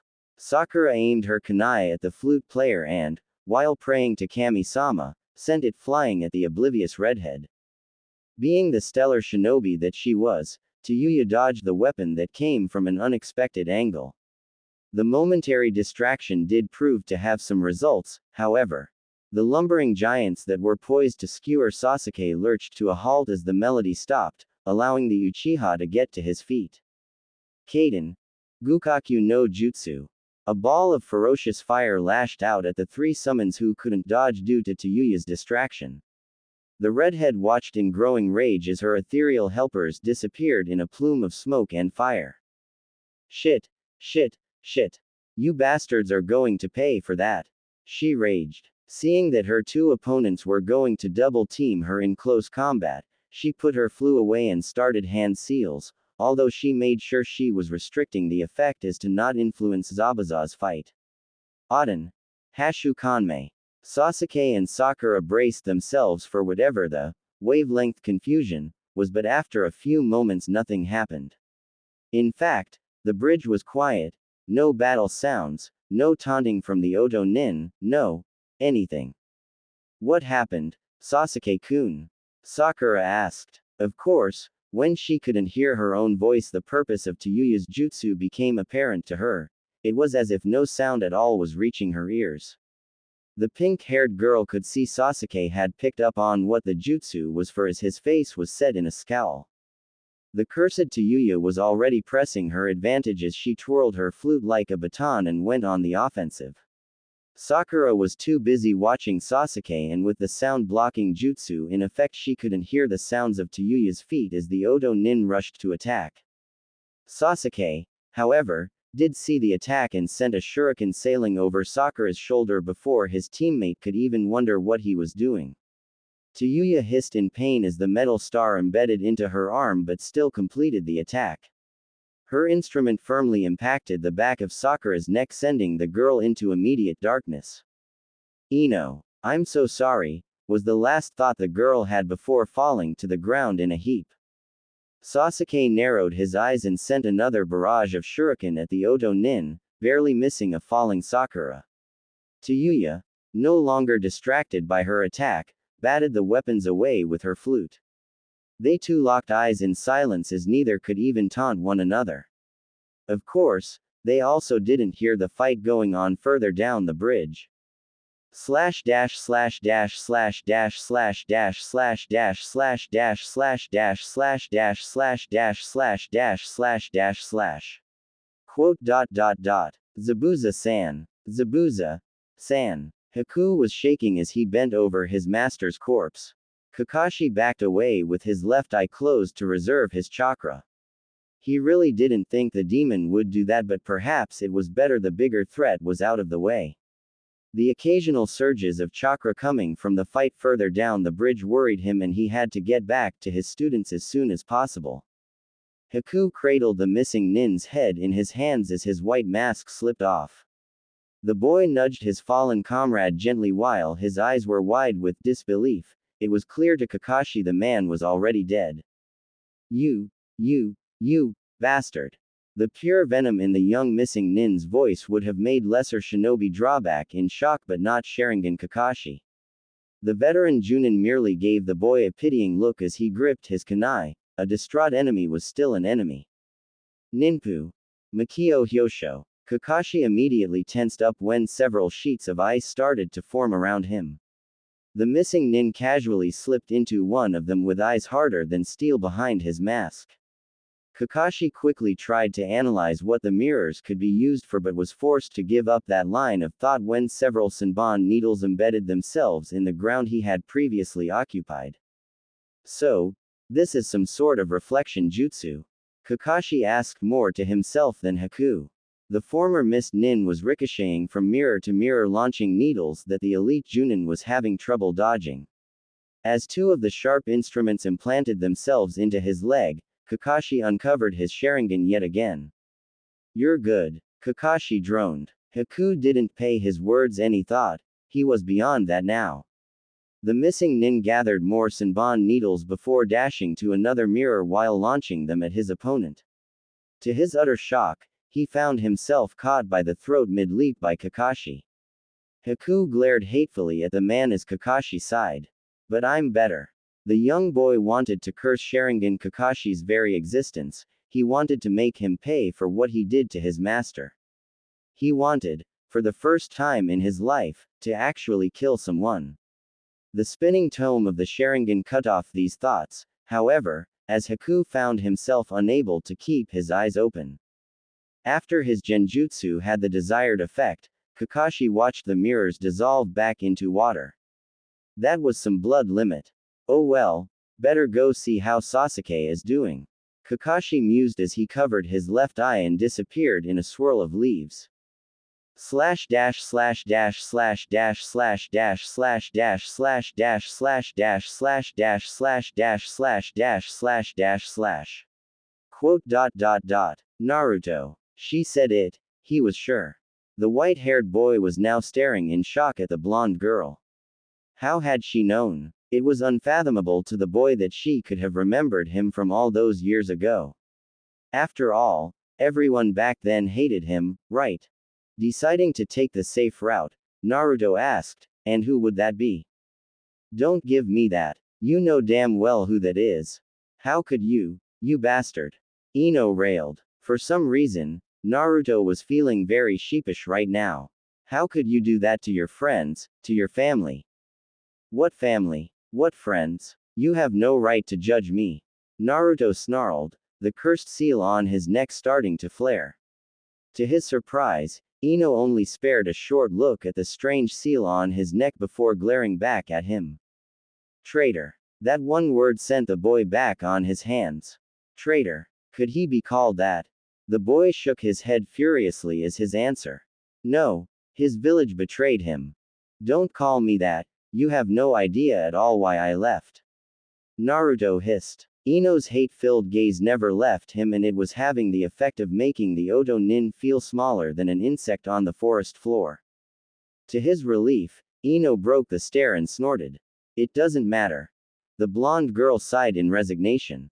So, what are you going to do now? Kill me. Make me pay for whatever grudge you have against your own home. I don't hold grudges, that's why I didn't dispose you all the first day you were here. My mission isn't to kill you, it's to kill the bridge builder. Naruto explained. Ino blinked at that and tilted her head in thought when something came to her. Like you could beat Sasuke. Ino hissed. Naruto raised an eyebrow at this and smiled a little. No, Kun. At the end of that, Don't tell me you've grown up a bit and moved on to someone better. The boy tilted his head with a smirk. Anyone I know. That's none of your damn business. Ino hissed through clenched teeth. What was it with boys her own age? Were they all this annoying? Naruto was about to say something else, but both he and the blonde girl were silenced by a wave of malevolent chakra rolling over the forest. The blonde girl's breath was taken away as she felt the chakra. What the hell was that? She asked. Tayuya?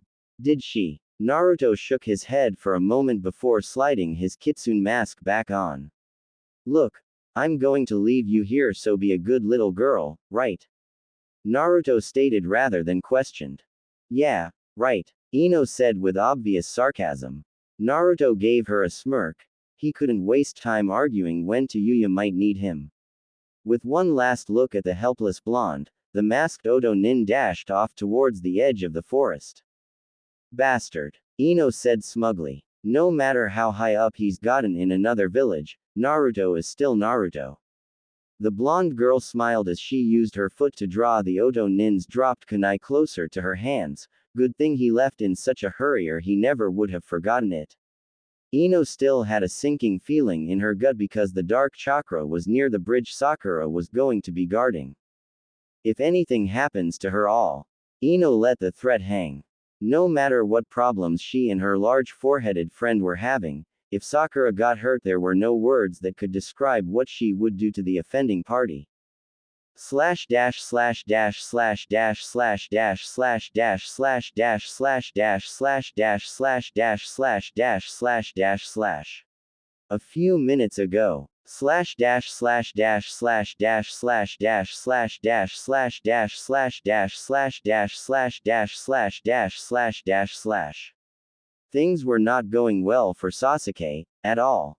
Sure, he was an Uchiha genius and he had activated the first level of his Sharingan, but what use was being able to follow your opponent's movements when you couldn't do anything about it?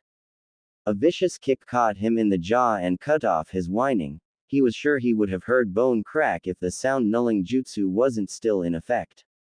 As it was, the Uchiha could only defend as the irate redhead pressed her attack. What was worse was that her power was still growing.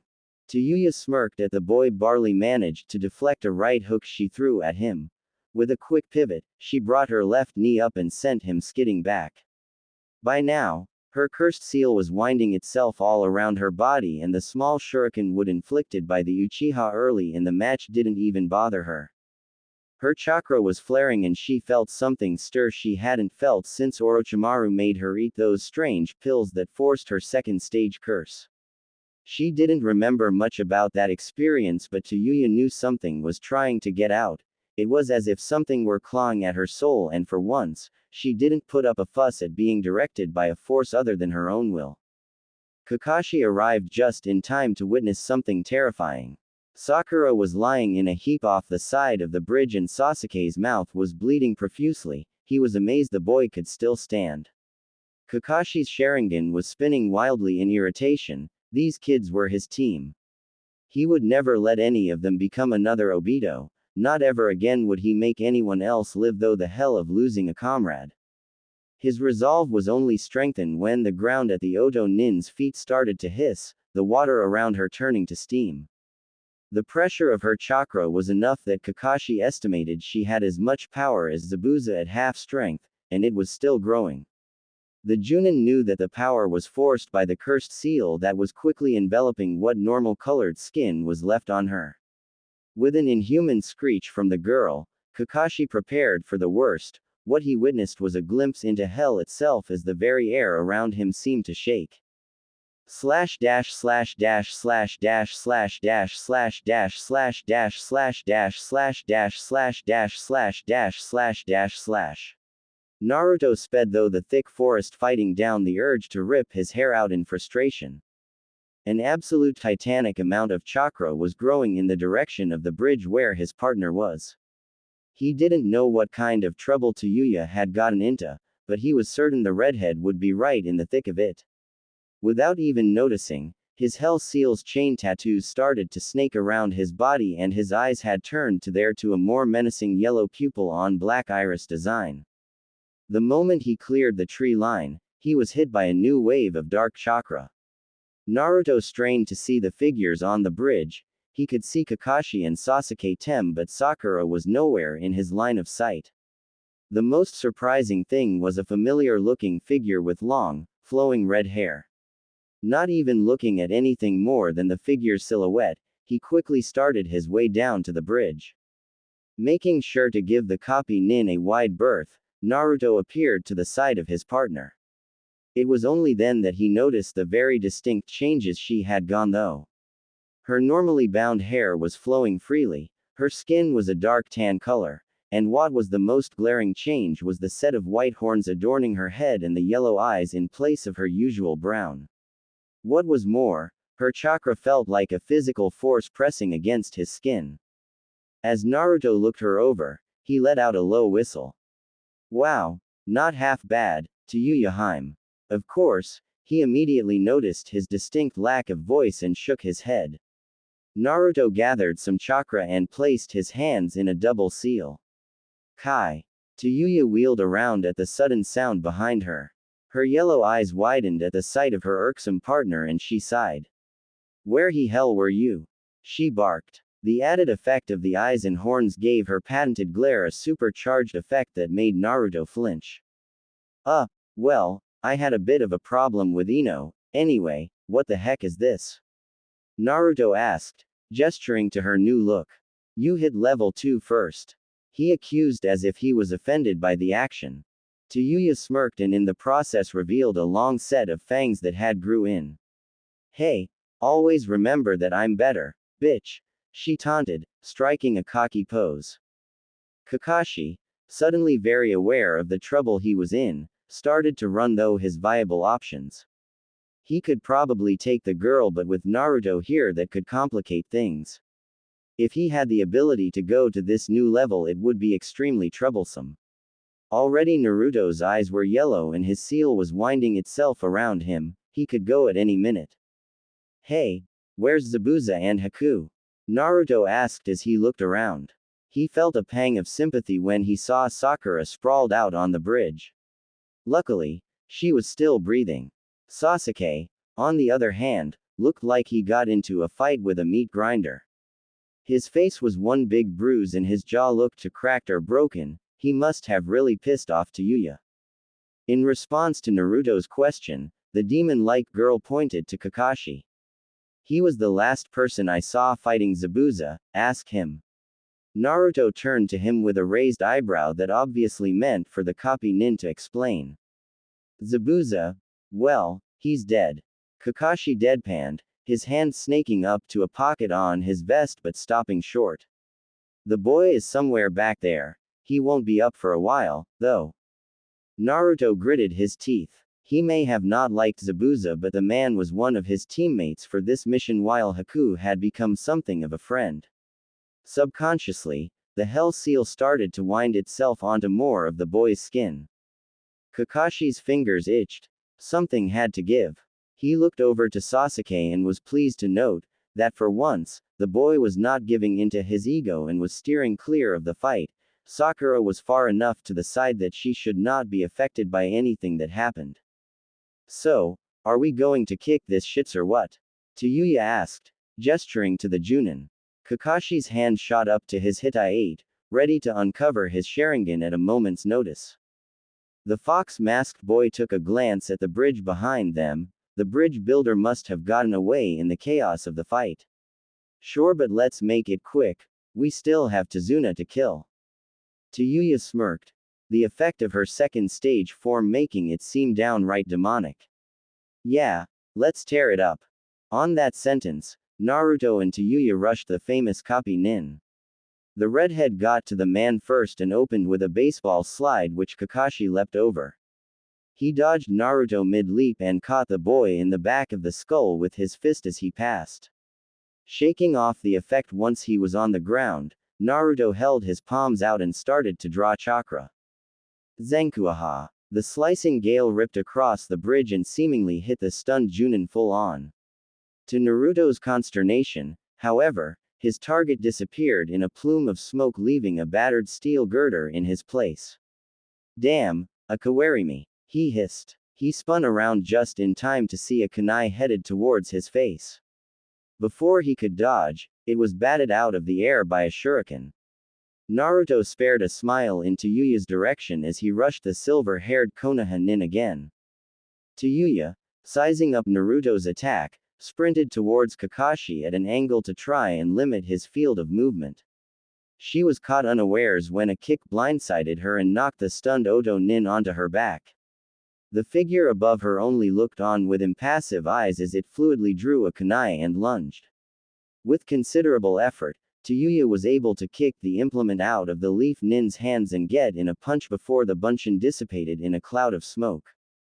Cage bunshin, Tayuya hissed. That seemed to be the cue for several clones to appear around her, catching her in a circle. Wow, what a shitty challenge. She droned as she watched Naruto get humiliated by the real leaf nin. Kakashi was dodging all of the white-haired boy's attacks and wasn't even using his Sharingan. Naruto threw another punch that Kakashi seemingly flowed around. The more experienced shinobi dodged to the side and brought his knee up into Naruto's gut, causing the boy to double over. Naruto willed himself to his feet and spit out a small glob of blood.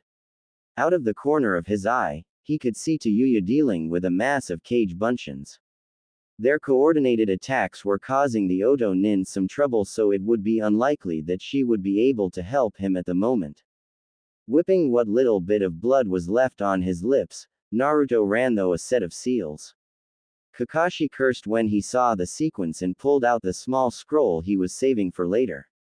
With a flourish of practiced movement, he unraveled it, sliced his thumb open, and ran through a set of seals himself during the same time it took Naruto to finish his Kuchio's no jutsu.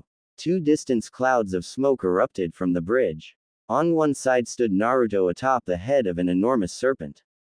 The snake hissed menacingly as its senses picked up the other summoned animal. To be more correct, Kakashi has summoned dogs, lots of dogs. Naruto made a quick head count of the animals and counted 8 of the little devils. So, you also know the Kuchio's no jutsu? Naruto commented, a bit surprised. Kakashi, on the other hand, looked like he had seen a ghost. The copy nin looked at the large serpentine form looming above him and bit down a curse. So, you have met Orochimaru? He asked. Naruto narrowed his eyes behind his mask. This man was getting on his nerves. What makes you say that? Who's Orochimaru? Don't even try. That man took the summon contract for snakes when he left the village. As you can summon them, you must have met him along the way.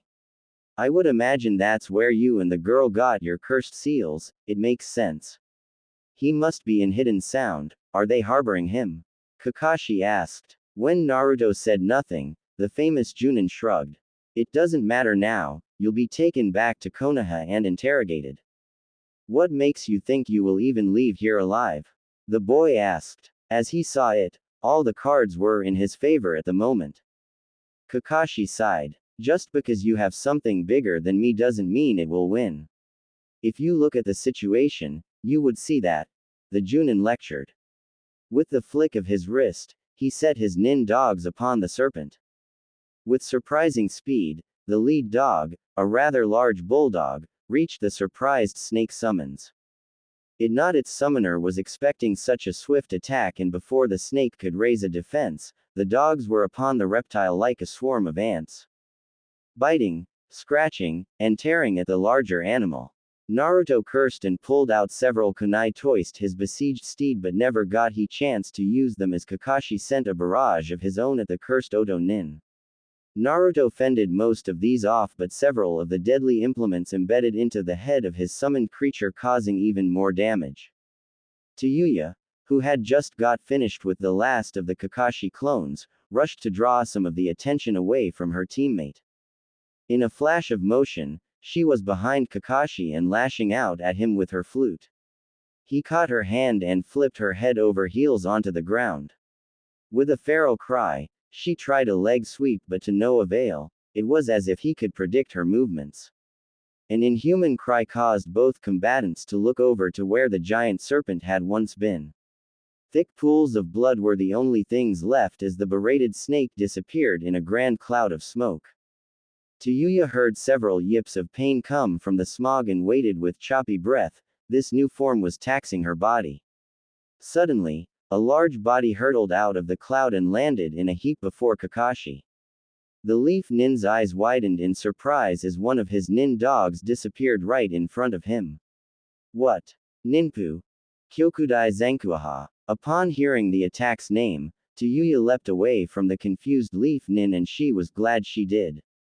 The large cloud of smoke was swept away by the power of the maximum air slicing blast as Kakashi, and to a lesser degree Sasuke and the still unconscious Sakura, were hurtled away by the tremendous winds. Tayuya landed outside of the main effect area but still had to hold on to a concrete pillar of the bridge to prevent becoming airborne. Kakashi maneuvered mid-flight to avoid the pieces of steel and stone that came flying with him. The sheer power of that attack was staggering, and only someone with the chakra stamina of Naruto could possibly pull it off. The Junin managed to land on his feet about 200 feet down the bridge from the boy. The chakra Naruto was emitting was massive, easily twice as strong as the girl when she had reached her current form, and it was still growing. I have to end this, he decided. With 3 distinct seals, he ran at the still swirling orb of smoke that was left over from the summoned animals being dispelled. Reikiri. As he drew closer to the smoke, he could feel the crushing weight of Naruto's dark chakra. It was menacing, the second most evil chakra he had ever felt in his short life. Still on his charge, he could just see a very stunned Ino appear by the unconscious Sakura. He was glad the girl managed to get away, but also sad. It would be another person to witness the death of an old friend. Steeling himself, he plunged into the mass of smoke, finally feeling resistance give way against his ultimate jutsu and the most inhuman wail the copy nin had ever heard. Slash dash slash dash slash dash slash dash slash dash slash dash slash dash slash dash slash dash slash dash slash dash slash. Ino was scared, no denying that. After finally sawing through the ropes that blinded her feet, she managed to flip the kunai up to her hands to escape. The sounds of battle that she picked up from the direction of the bridge only served to spur her on to greater speeds. Finally breaking the tree line, she was immediately berated by fierce winds that had before been blocked by the trees. The dust that was kicked up by whatever attack caused it was cutting at her arms as Ino tried to cover her sensitive eyes. What the hell was that? Ino wondered aloud as the attack lessened. She could see a cloud of smoke settle around a large form in the middle of the bridge. The kunoichi didn't even want to fathom what that was. Scanning for her friends, one in particular, she was drawn to a bright light several hundred feet down the bridge from the Oto Nins. She made the leap from the forest to the bridge and started running down the structure to get to whatever that light was. Tazuna-san was nowhere to be seen, not that Ino was looking for the old man. It seemed cruel, but there was only one thing on her mind at the moment, and that kept her from caring about the killing intent coming from further down the bridge. Ino's breath hitched when she caught sight of a stray blotch of pink hair. Running over to the pile of rubble, the blonde kunoichi struggled to move the large sections of debris away from her teammate. Sakura was battered, bruised, cut, and bleeding from several larger gashes, but she was alive. Ino couldn't help it. She drew the unconscious girl close and sobbed quietly as she brushed stray strands of hair from Sakura's face. Idiot. Do you have any idea how worried I was? You stupid, big foreheaded jerk. She croaked. Most of her words came out as unrecognizable sobs, but it made the blonde feel better to vent. Sakura strained to open her eyes. She felt like she had gotten run over by a train. Her entire body ached and her ears were most definitely ringing from whatever hit had caused her to lose consciousness. To her immense surprise, she found herself being cradled by someone. Her hair raced. What if it was Sasuke? With that still in mind, she forced her eyes to open, expecting to see the stoic Uchiha fussing over her. What she discovered instead was a distraught Ino clutching onto her. Ino. Sakura gasped. The blonde girl struggled to rein in her emotions as she pulled back enough to look at her friend's face. Looking at the tear-stained face of Ino, Sakura felt something stir in the back of her mind that was completely foreign to her. Ino must have felt a similar feeling because her eyes widened slightly and she stifled a gasp. Whatever the feeling was, it was growing in intensity the more the pink-haired Kunoichi stared into the gray eyes of her former best friend. Without even knowing it, both girls had closed a slight amount of distance between them without either noticing. With growing anxiety, they inched closer and closer, both wondering what was happening between them and why they didn't want to stop it. Yarg. The pained scream of Kakashi brought both Kunoichi back into the real world. Ino pulled back so fast her ponytail whipped her back and Sakura erupted into coughing fits, her face flushed. It was silently agreed upon by both friends that they would discuss this later before they turned to see what could have possibly caused their ultra-stoic sensei to yell like that. Sakura's blush soon drained from her face along with the rest of her blood as both girls discovered the reason why the great copy nin would lose his cool. After all, both of them would have done the same thing if they were caught in the jaws of a black-coated fox the size of a small house. Kakashi was caught like a rat, literally. The black kitsune had its ethereal fangs buried deep in his shoulder and what was more, they burned something fierce. The black wisps of dark chakra flared as the beast growled into the Junin's shoulder, bearing more of its teeth. Red eyes bore into the Junin's own as flashbacks from the Kyuubi attack halted his scenes. The pure killing intent the creature was giving off was threatening to overwhelm him. Kakashi knew he had to do something drastic if he was going to save his arm. Reikiri. Kakashi yelled for the third time in the battle as his free hand sparked to life. With an electrified thrust, the giant fox recoiled with a sharp yelp as its head was torn apart by the unstoppable attack. With as much energy as he could spare, Kakashi leapt back, away from the headless apparition. Ino helped Sakura to her feet, ready to carry her away from the bridge if it came to that. Kakashi landed near the pair completely out of breath, bleeding from the deep wounds in his shoulder, rendering his left arm useless. Even more, he was sweating profusely and looked ready to pass out at any moment. As it was, the copy nin had to cover his Sharingan and use a piece of rubble as a crutch to hold himself upright. The black fox staggered on its feet as all watched in wordless abatement. Black wisps of chakra started to wind around a center point, drawing into something as if it were a fog that wouldn't release whatever was emitting it. Gradually, it started to form a human-like shape and a flash of spiky, white hair appeared from the top of the shroud.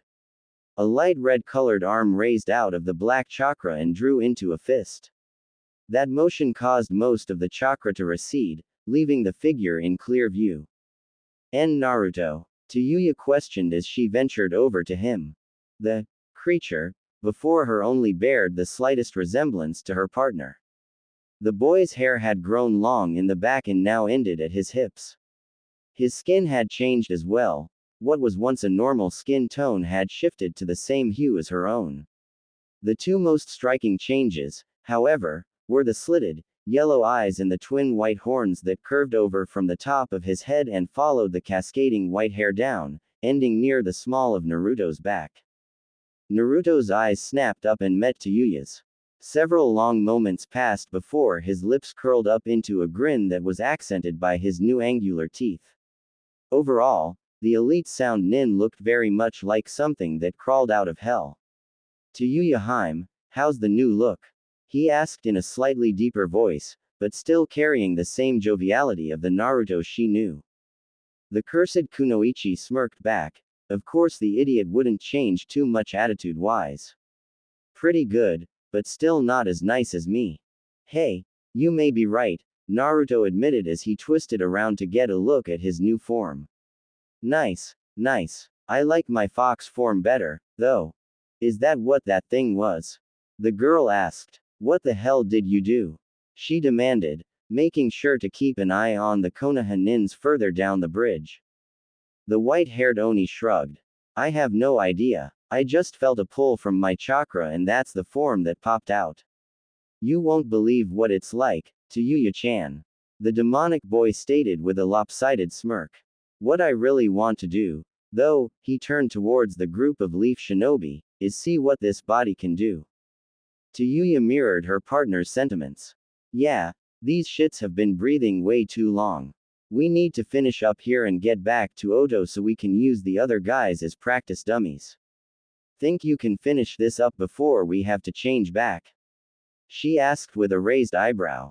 Orochimaru-sama said it's not good to stay in these forms too long.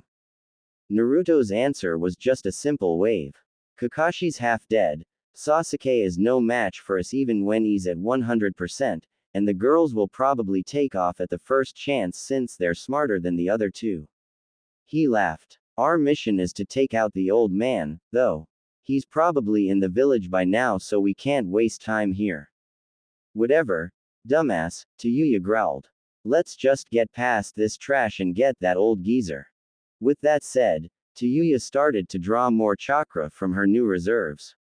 Naruto smiled fondly at her before starting to do the same. Twin black wisps of chakra started to form under his feet along with a small tint of red. The two spots split and moved away from each other as Naruto's eyes bled red. The four dark shadows of chakra started to lengthen and grow until four ethereal legs surrounded the boy. Tayuya caught on to what was happening and put some distance between herself and her part N.